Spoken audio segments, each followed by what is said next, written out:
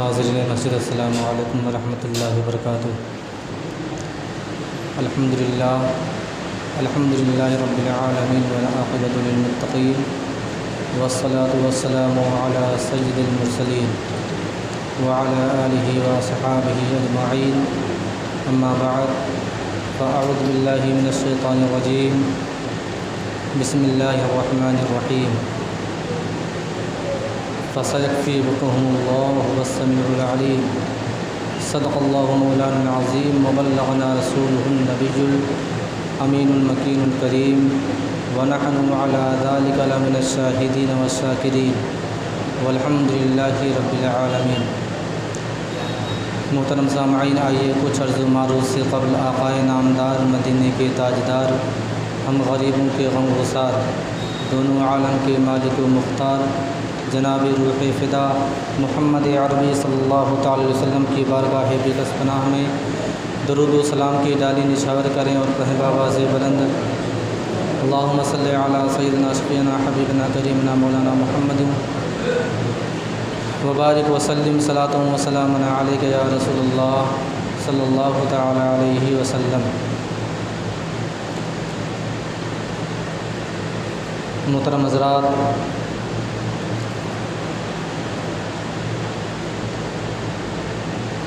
پچھلے اتوار کو جو تاریخ گزری ہے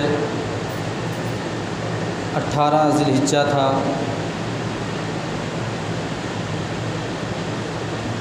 اسی تاریخ میں تیسرے خلیفہ امیر المومنین حضرت عثمان غنی رضی اللہ تعالی عنہ کی شہادت ہوئی تھی۔ آج اور اسی تاریخ میں جب حضور سرور کائنات فخر موجودات حضور تاجدار مدینہ صلی اللہ تعالی علیہ وسلم آخری حج ادا کر کے مکۃ المکرمہ کی سرزمین سے لوٹ رہے تھے تو ایک مقام پر حضور تاجدار مدینہ صلی اللہ تعالی علیہ وسلم نے خطبہ دیا تھا۔ میرے موضوع کا مفہوم یہ ہے کہ آج کچھ سال پہلے سے کچھ لوگ عید غدیر کے نام سے پروگرام کرتے ہیں اور اس کو بڑی دھوم دھام سے منایا جاتا ہے۔ بتانا مقصود یہ ہے، میں بھی مختصر انداز میں آپ کے گوش گزار کروں گا انشاءاللہ کہ عید غدیر کی اصل حقیقت ہے کیا۔ لوگ اس کے بارے میں جاننا چاہ رہے تھے، میری بھی کوشش تھی کہ عید غدیر کے حوالے سے کچھ روشنی ڈالی جائے، چونکہ اسی تاریخ میں حضرت عثمان غنی رضی اللہ تعالی عنہ کی شہادت ہوتی ہے۔ عید غدیر کا مفہوم یہ ہے کہ غدیر چونکہ ایک مقام کا نام ہے، غدیر خم جسے کہا جاتا ہے، غدیر ایک مقام کا نام ہے جو مکہ اور مدینہ کے درمیان میں واقع ہے۔ غدیر خم ہے، خم ایک کنویں کا نام ہے۔ جب آقا کریم حضور تاجدار مدینہ صلی اللہ تعالی وسلم اپنا آخری حج ادا کر کے تقریباً کم و بیش 1.25 لاکھ اپنے جانثار صحابہ کرام کے ساتھ جب آپ ارکان حج ادا کر کے مدینۃ المنورہ کی سرزمین کی طرف آپ لوٹ رہے تھے تو راستے میں آپ نے ایک جگہ پڑاؤ کیا جس جگہ کا نام غدیر خم تھا، اور جب وہاں پر پڑاؤ کیا آپ نے وہاں خطبہ فرمایا، اپنے صحابہ کرام کو تمام کئی چیزوں کی ہدایت عطا فرمائی، اس موقع پر نہ جانے کتنے ممالک کے لوگ آپ کے ساتھ، آپ کے ہم بستہ آپ کے ساتھ کھڑے تھے۔ اسی موقع پر غدیر خم کی جگہ پر، اسی موقع پر حضور تاجدار مدینہ صلی اللہ تعالی علیہ وسلم سے یمن کے کچھ لوگوں نے حضرت علی کے بارے میں شکایت کی، من گڑھن شکایتیں بنا کر کے لوگ لائے، اور یمن کے رہنے والے تھے۔ انہوں نے حضور تاجدار مدینہ صلی اللہ تعالی علیہ وسلم سے غدیر خم کے مقام پر آقا کریم حضور تاجدار مدینہ صلی اللہ تعالی علیہ وسلم سے حضرت علی کے بارے میں کچھ شکایتیں کی۔ اس موقع پر آقا کریم حضور تاجدار مدینہ صلی اللہ تعالی علیہ وسلم نے برجستہ اعلان فرمایا تھا۔ حدیث کے الفاظ ہے من کنت مولا ہو فہذا علی مولا ہو، یعنی حضور تاجدار مدینہ صلی اللہ تعالی وسلم باقاعدہ جلال کے عالم میں آپ نے فرمایا تھا کہ جس کا میں مولا ہوں، جس کا میں مولا ہوں اس کے حضرت علی مولا ہیں۔ اب مولا سے مراد یہاں پر کچھ لوگوں نے خلافت کو لے لیا، کچھ لوگوں نے کسی اور چیز کو لے لیا، جبکہ مولا سے مراد مولا کے معنی کچھ اور ہی ہوتا ہے، اس کا معنی کچھ اور ہے، عزیز کے ہوتا ہے، قریب کے ہوتا ہے، محب کے ہوتا ہے اور محبوب کے ہوتا ہے۔ جبکہ اس موقع پر،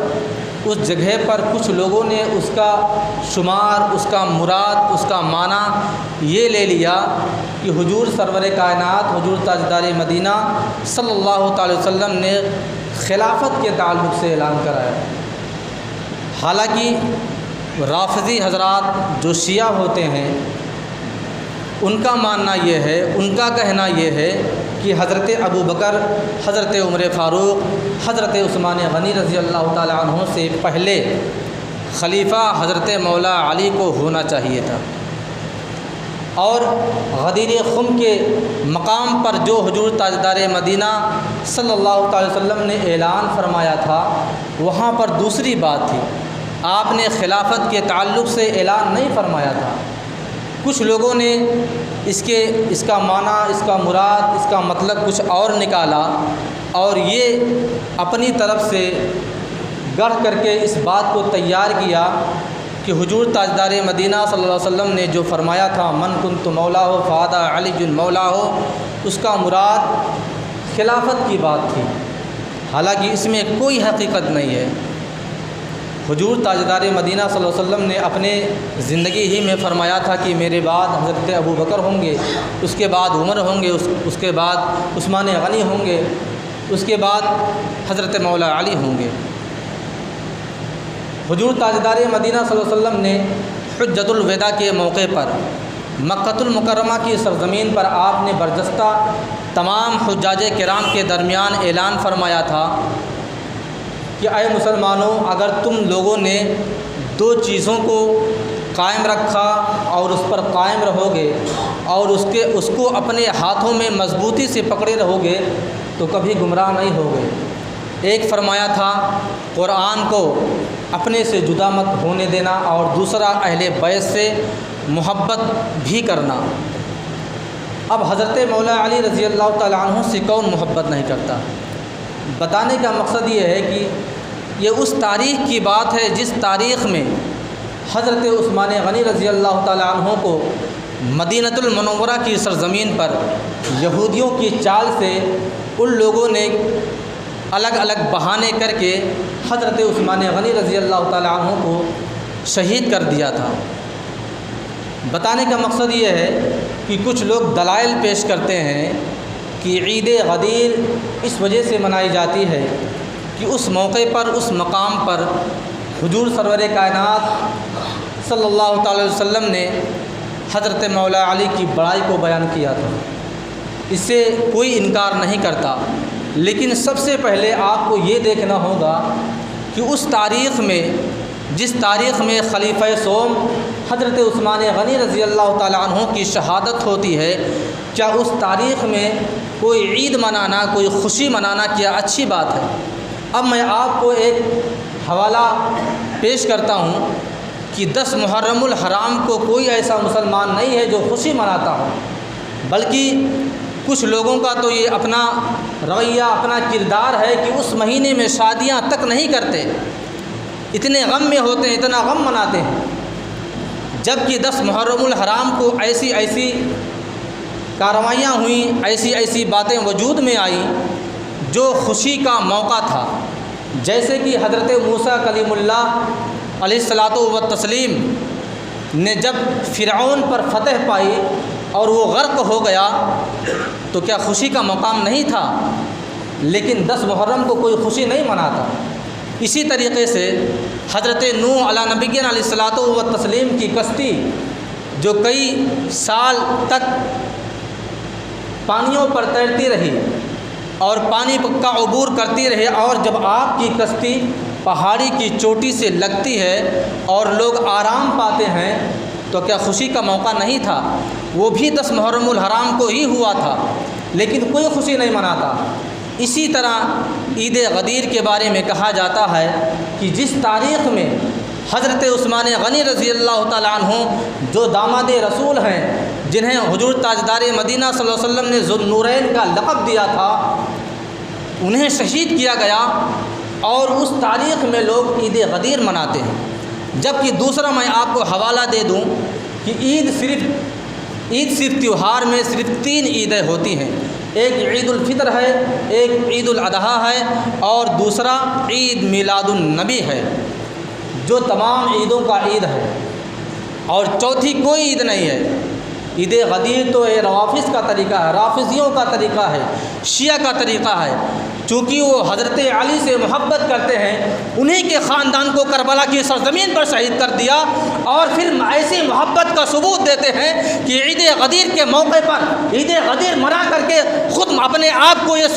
ثابت کرتے ہیں کہ میں حضرت علی کے خاندان سے سب سے زیادہ محبت کرتا ہوں، حالانکہ سب سے زیادہ علی کے خاندان سے، اہل بیت کرام سے سب سے زیادہ دشمنی نبھانے والے شیعہ اور رافضی ہیں، اور کچھ سنی حضرات ایسے ہیں جو عید غدیر کے موقع پر خوشیاں مناتے ہیں اور اپنے آپ کو شیعہ ثابت کرتے ہیں۔ ایسے سنیوں کا میں بالکل بائیکاٹ کرتا ہوں، ایسے لوگوں کا سنیوں میں اپنے آپ کا نام دینا کوئی حق نہیں رکھتا ہے۔ لوگ ایسے ہیں کہ حضرت مولا علی کے خاندان کو، ان کی اولاد کو کربلا کی سرزمین پر شہید کر دیا، اور آج غدیر کے موقع پر سب سے زیادہ اپنے آپ کو آگے کرتے ہیں کہ میں حضرت علی سے محبت کرتا ہوں، حضرت علی کے اولاد سے محبت کرتا ہوں۔ اس کی کوئی حقیقت نہیں ہے، بلکہ اس دن 18 ذی الحجہ کو حضرت عثمان غنی رضی اللہ تعالیٰ عنہ کی شہادت ہوئی تھی، اور ہمارا اور آپ کا یہ حق بنتا ہے کہ ہم بھی محبت رسول اور محبت اہل بیت اور محبت خلفاء سے یہ ثابت کریں کہ اس دن کوئی عید غدیر نہیں منائیں گے، اور نہ اس کی کوئی حقیقت ہے۔ حقیقت جو تھی میں نے آپ کے سامنے رکھ دی کہ حضور تاجدار مدینہ صلی اللہ علیہ وسلم جب حجۃ الوداع سے، یعنی آپ جب حج کے ارکان ادا کر کے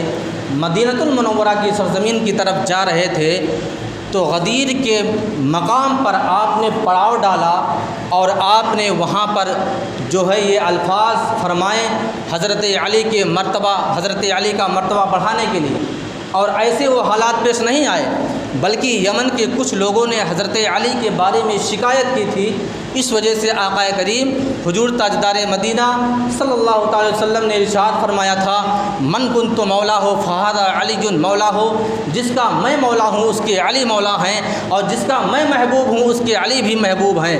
یعنی بتانے کا مقصد یہ ہے کہ جو مجھ سے محبت کرتا ہے وہ علی سے بھی محبت کرے، جو مجھ سے بغض رکھتا ہے وہ علی سے بھی بغض رکھتے، جو مجھ سے دشمنی رکھتا ہے وہ حضرت علی سے بھی دشمنی رکھے۔